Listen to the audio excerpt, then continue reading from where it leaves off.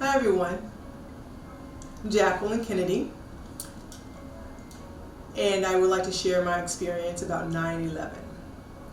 20 years ago, I was running late for work. I was late for work actually. I was late for work, about 20 minutes late, because I went to go vote in the primary. I went to go vote in the primary, got to work, worked down on Wall Street, in the Wall Street area. Got to work, and there was pandemonium because a plane had actually flown into the World Trade Center. First plane had just flown into the World Trade Center. So I got to my office, went upstairs, dropped my bags and everything. Then I went downstairs to go check on my Aunt Greta. So I went down to her office, spoke to her for a few minutes. We talked about it, couldn't understand how a plane got past their space and was actually flying into the tower. So I spoke to her for a few minutes, then I went back upstairs to my office. I get upstairs and there was talk. So I said, let me call my parents. I call my parents, speak to my dad first. He's getting ready for work, so he passes the phone up to my mother. That's what my dad does. He's passing to my mom because he's busy. But we talked for a while. As I worked down in Wall Street area, I worked on State Street so I could see the Statue of Liberty, see it very well. Saw it every day, looked out of the window. It was amazing, amazing sight. And this particular day, 9/11, 20 years ago, as I was talking to my mom, a plane flies right past the window. Now, I was on the 28th floor of the building, and for a plane to fly that close to the building, right past the Statue of Liberty, was unheard of. A few seconds later, I said to my mom, you know, planes are flying really close to the buildings right now. I'm not sure if I'm going to stay very long, so let me just get off this phone and I'll talk to you later. As soon as I hung up, there was a loud boom. That was the second plane hitting the second tower of the World Trade Center. So my building shook. So I was now very frightened. I was very frightened. I said, I'm getting my bag and I'm leaving. So I get downstairs, so I'm there. I go back to my desk. And one of my colleagues said, well, aren't you going to wait for your supervisor? I said, no, I'm not waiting for my supervisor. She can't tell me whether I want to live or die today. I'm out of here. I need to get out of here. And I was very shaken at that time. Get downstairs. So I grab my bag, get downstairs. And one of my other colleagues was actually about to come into the building. As he's about to come into the building, he said, well, let's go up there and look at this. This is historical. 2 planes have hit 2 towers in a matter of minutes. So let's go up and walk. Let's walk up there and see this. So I'm actually doing that. I said, okay, I tell you what, if we do that, I have to get a cup of coffee. Needed a cup of coffee, wasn't walking anywhere until I had the cup of coffee. I had on heels. At least let me have some coffee at this point. So we walk, we're talking, you know, this is horrible. And then we see a woman who has blood just dripping down her head. Frightening sight. I didn't know what to do or how to help her, and so she just moved on. So from there, we just continued walking up. We were only a few short blocks from the towers. So we just continued walking up the street, walking up the street, across the street. And there were just people everywhere. People were just out everywhere at this point in time. We get there, we're now blocked off. We can't get so close because the police have now roped off the area. So we are only a distance from the towers. As we get there are 2 more of our colleagues that were there, 2 other guys. And so we're all standing together, we're talking, and this is just horrible. And as we are talking, it's reported that a plane has just hit the Pentagon. So now we realize, okay, we're under attack. We're under attack.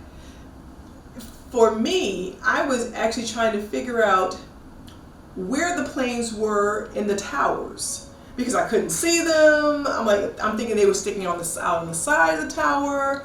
They were nowhere to be seen. As my colleagues kept looking up, and I would turn to the side and look around to see the chaos and the horror in people's eyes.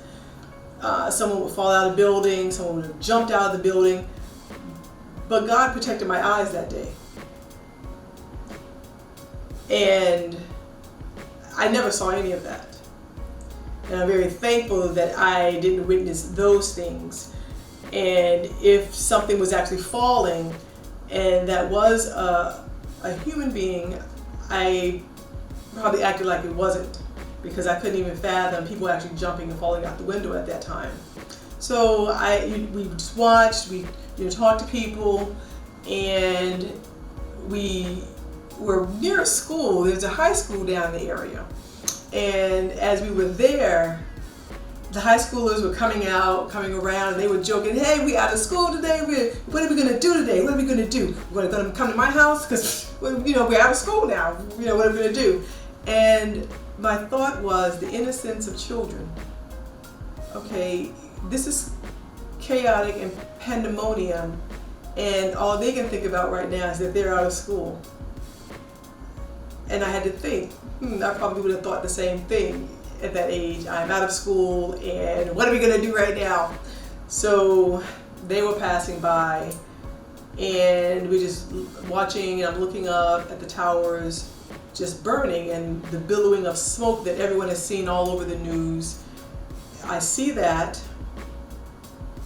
and just the devastation of what is actually happening. So we're there for about 10-15 minutes before police officers tell everyone to move back, move out of the way. Everyone, we need to clear this entire area now.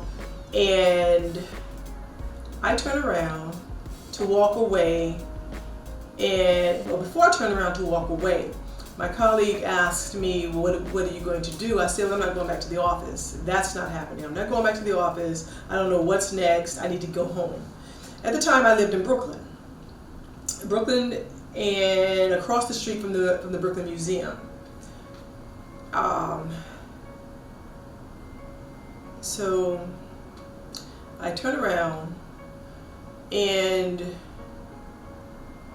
we hear that the first tower is falling. Actually, it's the first tower that is falling, but it wasn't the first tower that got hit. It was actually the tower that was hit when I was actually talking to my mother. That's the tower that fell first.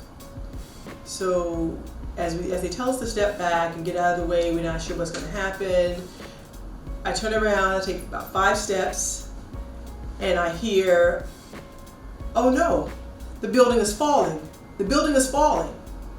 So my thought in my head at the time was, oh, let me turn around. Let me see what the building is falling. Let me see this. So I turn around and I look up, and all I see is a huge billow of white, grayish smoke. That's what I see. That's what I witnessed. And now I'm just frozen. I'm frozen in time. I can't move. I can't breathe. I'm just standing there because there is no way I can outrun the World Trade Center. This tower that is stories high. There's no way that I can outrun this. And how close I was, there was absolutely no way. So now my thought was, okay, I'm just gonna die here. This is where I want to die. And how crazy was it for me to come up here to witness history? So I just stand there. As I'm standing there, one of my colleagues tells me to run. He comes back and he says, run. And I realized before I heard his voice that I looked around and they were all gone. All 4 of them were gone and left me. I was the only female in the whole bunch, and I was left by myself just standing there. So I'm just frozen, and he says, run, you have to run. And I just said, I can't run. There's no way I can outrun this building. And I am one to always give directions, instructions to everyone. And it was interesting that I still couldn't move. But that moment when he said to run, I said, okay, I didn't even say I'll try. And that moment I just started running. But as I'm running, another fear came, and all I could see was a piece of steel coming towards the back of my head and killing me. Even though I was running as hard as I could in my 5-inch heels, all I could see was this piece of metal coming with full force to hit me in the back of my head. That made me run even harder. So his name was Frank Rivera. As Frank and I were running, we were running so hard that people were going inside a building that there was almost like a basement. So we thought that we would be safe there. So we run inside there, and again, the billowing of smoke, we're trying to outrun this huge billow of smoke and debris that's coming at us. So we run inside, and as we get inside, there's people everywhere.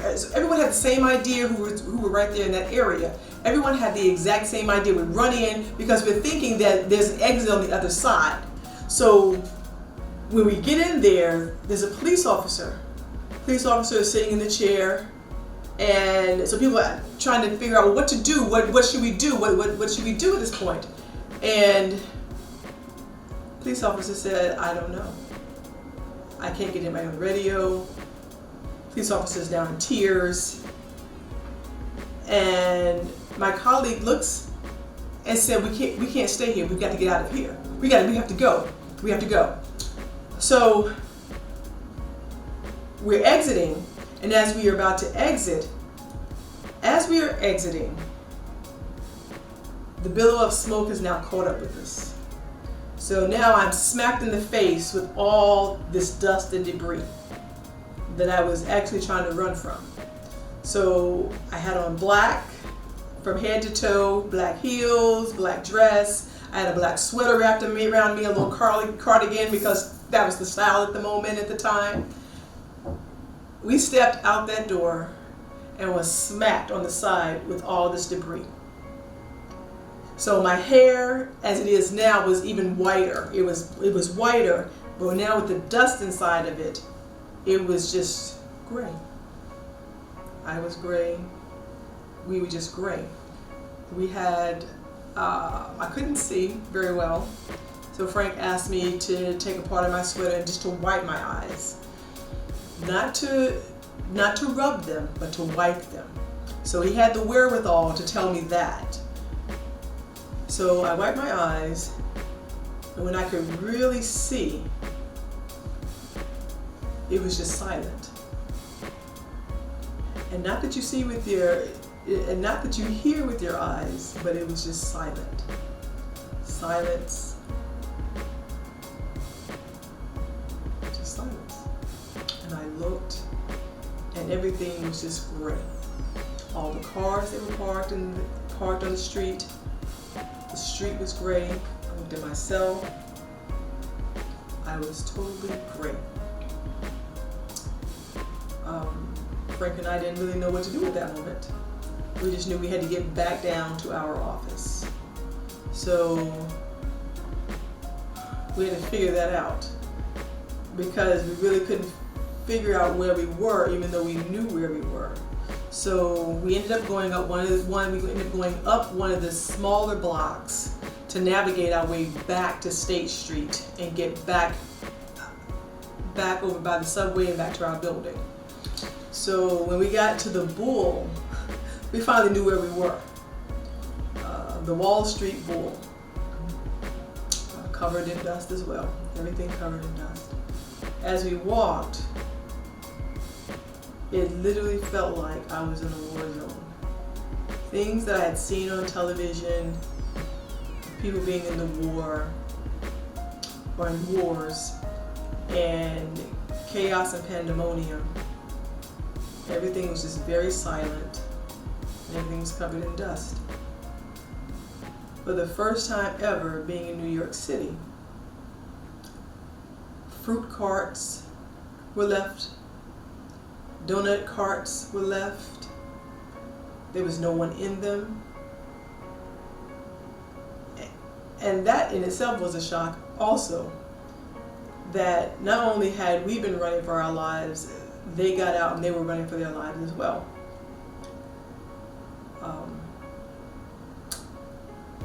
So we made our way back. We were making our way back to the office. As we were making our way back to the office, the entire office was now people that I worked with were now downstairs and outside, and I could see my Aunt Greta, and I felt so bad because I did not tell her that I was leaving. I didn't tell her I was leaving. I didn't tell her I was leaving the building or anything. So she was looking for me and didn't know where I was. And the other reason she didn't know where I was or what happened to me was because one of the colleagues that left me had made it back. He made it back. He was young, thin, he ran back so hard, and he felt bad because he did leave me. So he didn't know what happened to me either. So I saw them, and we had to try to figure out where and how we were going to get home at this point, because just that quickly they had shut down all the subways. And I can't say that it was just that quickly, but for me it was quick because I had lost time just in trying to get back down to my office. So we realized there were no trains. My aunt lived way out in Queens. I was in Brooklyn, and we were in Lower Manhattan.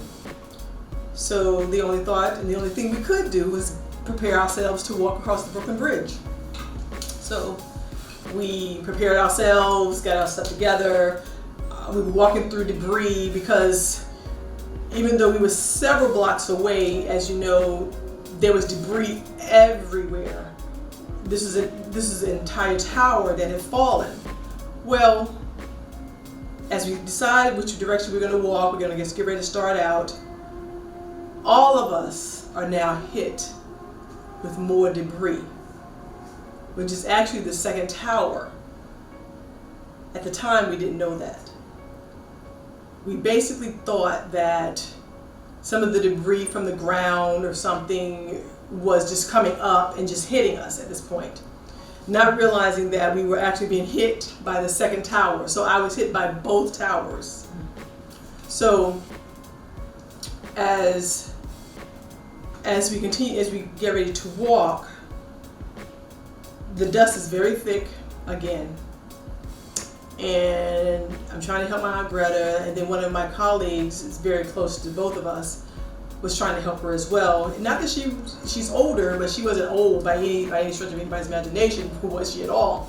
So we walk, and because the debris is coming so thick even at this moment, we try to go into one of the buildings. It was a restaurant. We tried to go in and they would not let us in. And understandably so, because they didn't want all that dust in their restaurant. So we just had to stand there, stand back, and try to brace ourselves from not being hit by too much more of this debris. Anyway, what they did do for us was give us bottles of water. There were about 5 of us. So they gave us bottles of water and drank some of the water. I really didn't want much of my water, but my friend Brian, my colleague Bryant, asked me to tell me, he actually told me to drink some of my water to drink because I had been hit twice now, but basically he just told me to drink some water so that I can have water in my system. I did that, but didn't drink all of it. So as we're walking, there's another woman that's approaching us, and she's bleeding. And I didn't know what to do. I'm physically not hurt. I'm covered in dust, but she's bleeding. So I just say to her, I said, "Do you want some of my water?" I said, "I've drank out of it, but if you want some?" She took it. Never in a million years had I offered anyone to drink after me that I did not know, and never had anyone done that. which let me know, once again, we're in trouble. We're in trouble right now.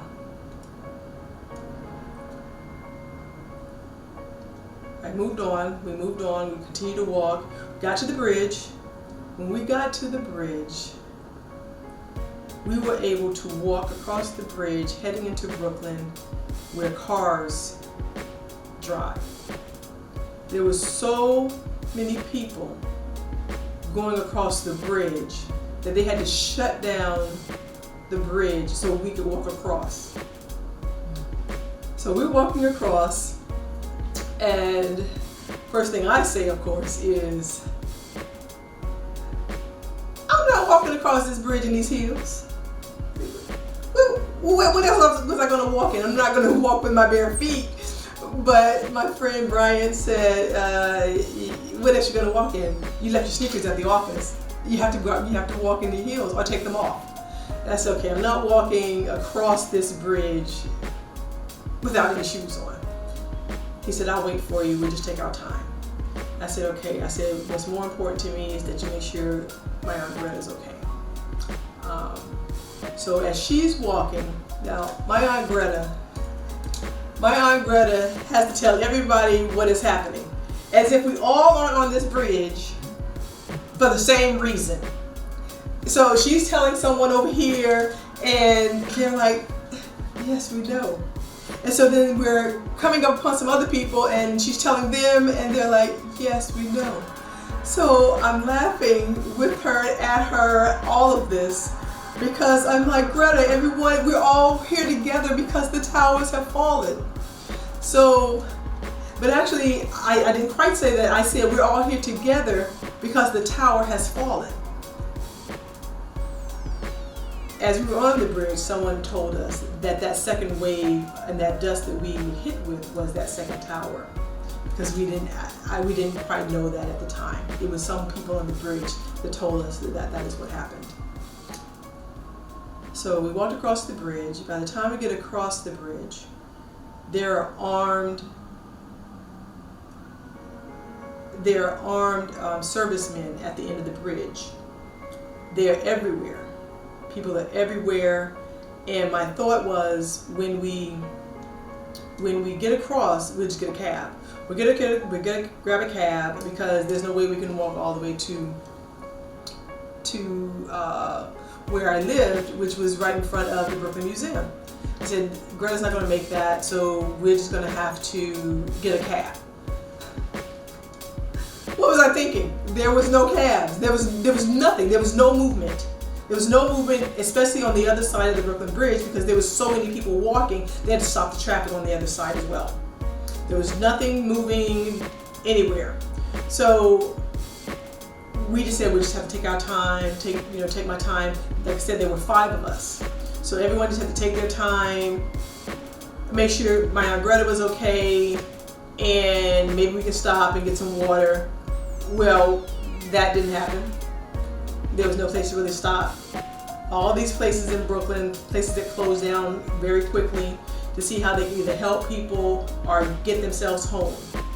So pretty much everything had closed. By the time we got to Flatbush Avenue, we got to a spot that was called Le Bistro. Get to Le Bistro. And it's a place where I held my productions. So at the time I was doing productions with singers, artists, to come in to show their talent, show who they are and what they do. And we stopped there to grab some water. So we grabbed some water, everybody grabs to get some water from the owner and everything. And so each person's telling about their experience at that moment. And since it's a bar, you may as well have a drink too while we're here. Everybody had a drink, had one cocktail at least. And so from there, I said, no, I need to go ahead and get my Aunt Greta back out to Queens and get everyone back home who I could. So I get home and I asked everyone to please help themselves to water, whatever's in the refrigerator. I need to take a shower. I have to get out of these clothes because it was just too much. So I asked them to please be patient with me. Let me take a shower. Let me call my parents to let them know that I'm okay. Because at that time, I didn't have a cell phone. There were no cell phones. There were no cell phones were not as readily available as they are now. I was walking around with a beeper. So I'm walking around with a beeper. There were no payphones at the time because everything was knocked out. So once I got in the house, I called my parents to let them know that I was fine. I'm fine. I'm home. Greta's with me, and I have a few of my other coworkers, and I'm going to go ahead and take them home. So I take my shower first, and then call my parents. While I'm actually taking my shower, I realize my skin hurts.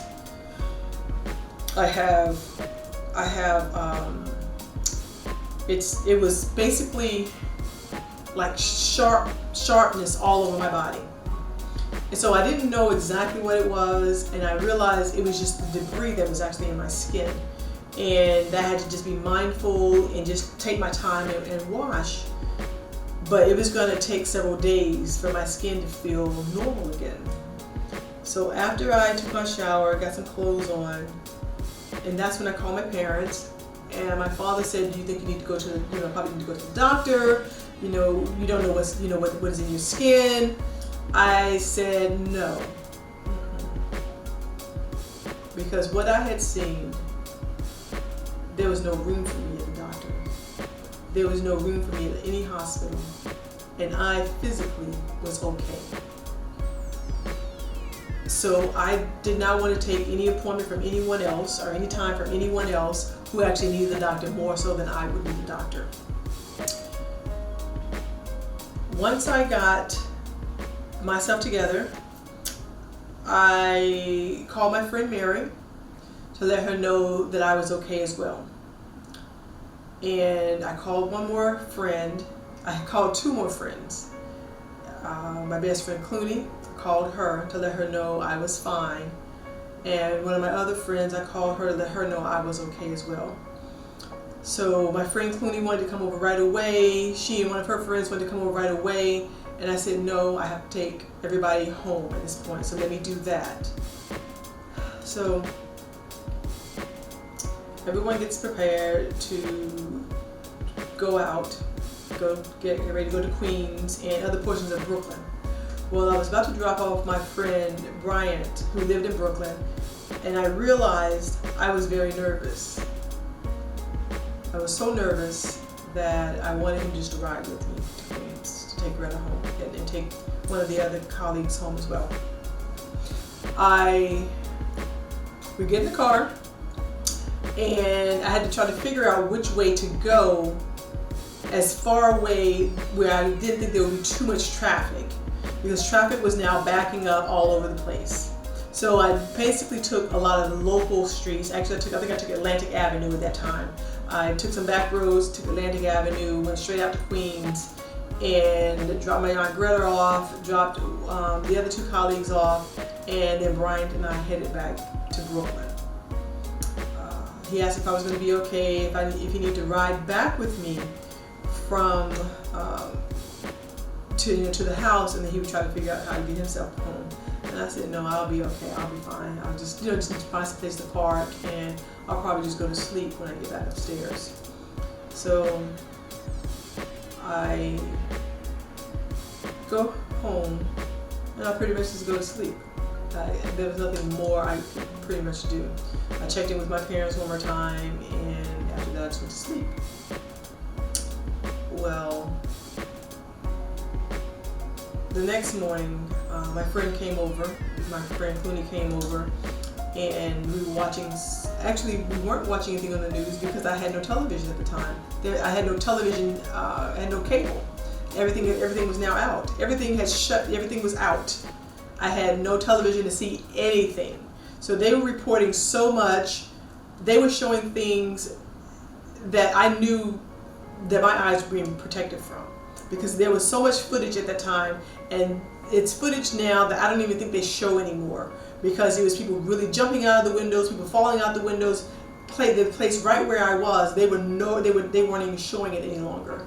So we just sat there and we talked, and it was one of those things where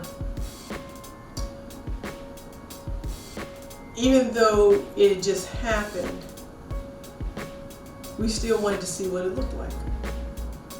For some reason, we still wanted to see what was happening down there. We get in the car the next day, and we hear, "Do not come into the area." That's when I knew even more. There was just things each step of the way that it was just devastating. It was devastating. Well, my skin didn't clear up for about 5 to 7 days, as far as everything getting out of my skin. I didn't scrub, I just soaked a lot. But it was very difficult. It was very difficult. My friend,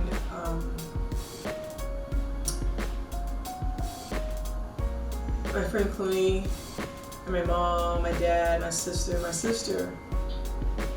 when she found me, she realized that the second tower had fallen, and they hadn't heard from me until after I got home. But before that, my father had asked her, was she coming into the office that day, because she was working with my father in his real estate office. And she was so upset. She was like, "No, I'm not going to the office, Daddy. I need to know where Jackie is. I need to know where Jackie is. I don't know where she is." And that was hard for me when she said that, to know that she was very concerned about me. Not that my father wasn't. He just knew he had to get on to business, and he would hear from me soon. So here I am, 20 years later, and my thought is that there's a reason. There was a reason for me to still be here. I have work to do. I have a lot of work to do, and I hope that I'm able to do the work that I was sent to this earth to do. I just wanted to share my story about 9/11, 20 years ago. Thank you for listening.